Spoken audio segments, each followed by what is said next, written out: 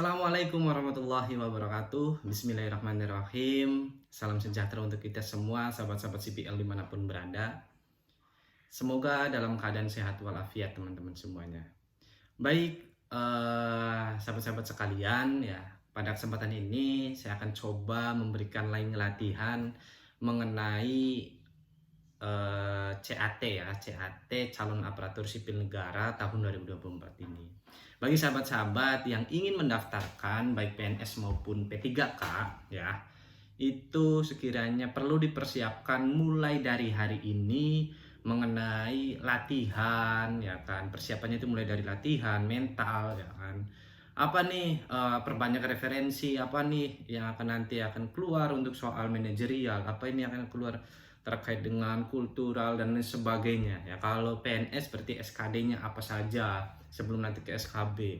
Untuk itu persiapkan diri kita yang matang seperti itu. Untuk itu melalui channel CPL ini, Carta Politika and Law, saya akan memberikan link-link latihan gratis ya. Syaratnya cuma satu, teman-teman perhatikan ya video pembahasan soal yang saya sampaikan dalam video-video selanjutnya ataupun video ini yang akan kita bahas juga terkait soal-soalnya.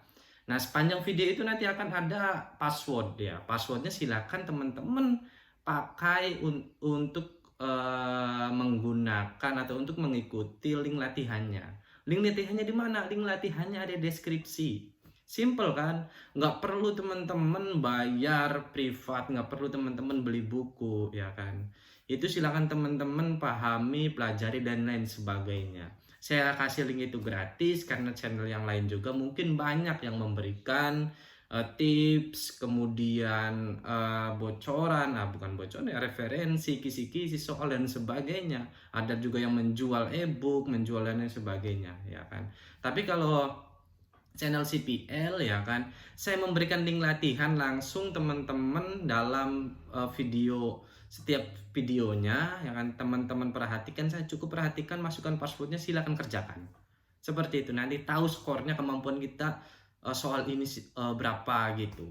Oke, itu passwordnya ada di dalam video, linknya ada di deskripsi.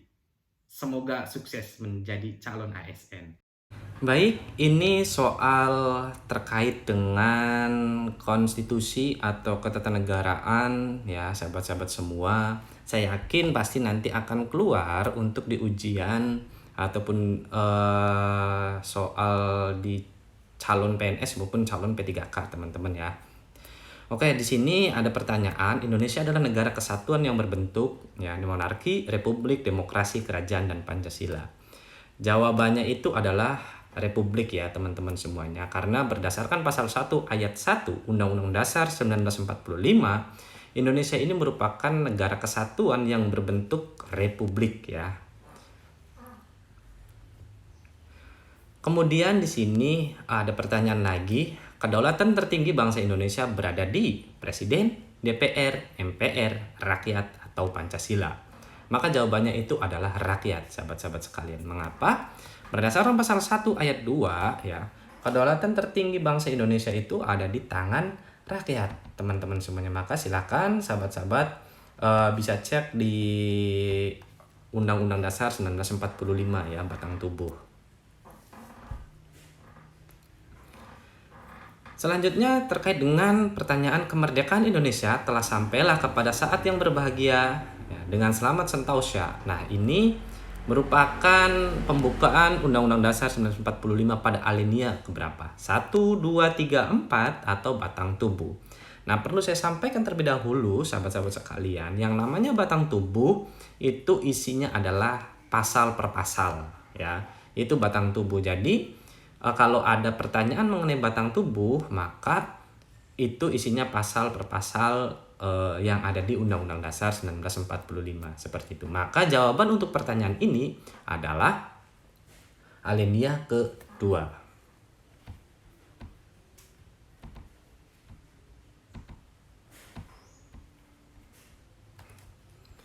Kemudian di soal selanjutnya mengenai perdamaian abadi dan keadilan sosial ya, merupakan pembukaan Undang-Undang Dasar pada alinea keberapa? 1, 2, 3, 4 atau batang tubuh. Maka jawabannya itu adalah alinea ketiga. Nah, MPR atau Majelis Permusyawaratan Rakyat terdiri atas ya kan apa saja? Presiden, DPR, DPD, DPR dan DPD, Presiden dan DPR. Maka jawabannya itulah DPR dan DPD. Perlu teman-teman ketahui bahwa MPR ini merupakan lembaga negara ya yang anggotanya itu dipilih oleh rakyat langsung, namun gabungan daripada DPR dan DPD. Maka anggota DPD itu sudah include dengan sebagai anggota MPR, termasuk pula anggota DPR sudah include sebagai anggota MPR. Selanjutnya di sini berdasarkan pasal 2 ayat 3 Undang-Undang Dasar 1945, segala putusan MPR ditetapkan dengan suara rakyat, suara utusan, suara terbanyak atau suara yang terbanyak ya. Maka jawabannya itu di sini adalah suara yang terbanyak. Itu berdasarkan pasal 2 ayat 3. Maka beda ya maknanya suara terbanyak sama suara yang terbanyak seperti itu. Kemudian di sini juga ada soal mengenai MPR ya berwenang mengubah dan menetapkan undang-undang dasar, undang-undang, peraturan pemerintah pengganti undang-undang, PP ataukah peraturan presiden atau Perpres. Maka jawabannya itu adalah undang-undang dasar. MPR mempunyai suatu kewenangan yaitu bisa merubah undang-undang dasar ya. Seperti itu teman-teman semuanya, sahabat-sahabat sekalian. Nah, di sini presiden berhak mengajukan RUU kepada siapa ya kan? Mengajukan RUU-nya apakah DPR, apakah MPR, DPD, MA atau MK ya. Maka jawabannya itu adalah DPR ya. Karena yang lembaga negara yang mempunyai kewenangan atau yang mempunyai tugas untuk membuat suatu produk hukum, kekuasaan legislatif ya, yaitu adalah DPR. Maka presiden itu bisa mengajukan RUU-nya yang diajukan kepada siapa ya? Kepada DPR. Nanti dibahas dalam forum paripurnanya DPR. Selanjutnya di sini presiden dan wakil presiden memegang jabatan selama 5 tahun dan sesudahnya dapat dipilih kembali dalam jabatan yang sama. Hanya untuk 1 kali masa jabatan. Bunyi dari pasal berapa itu? Ya kan? Silakan teman-teman cek juga. Ini pernah muncul pertanyaan ini pada saat waktu saya mengikuti seleksi CASN ya, muncul. Maka saya keluarkan juga dalam kisi-kisi link latihan CATCON tentang konstitusi. Nah, seperti itu. Maka jawabannya itu adalah pasal 7, sahabat-sahabat sekalian. Selanjutnya, presiden dan atau wakil presiden dapat diberhentikan dalam masa jabatannya oleh siapa? Ya. Di sini mempunyai pertanyaan ini atau kita harus juga lebih mengetahui tugas kewenangan dari masing-masing lembaga negara. Nah, dalam pertanyaan ini maka jawabannya itu adalah MPR ya. Presiden dan wakil presiden itu dapat diberhentikan dalam masa jabatannya oleh MPR. Seperti itu.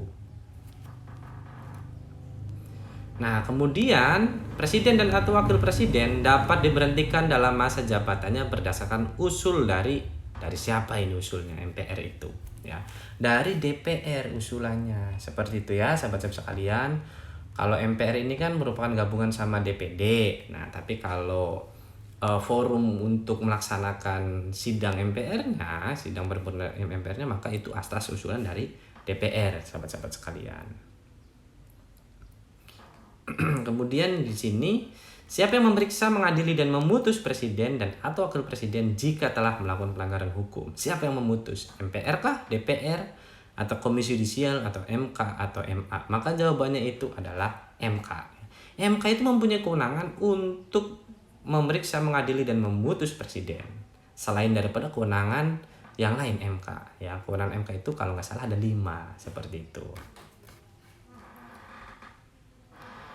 Kemudian pasal 7C Undang-Undang 45 bunyi presiden tidak dapat membekukan atau membubarkan siapa? MPR kah, DPR, KY, MA atau MK.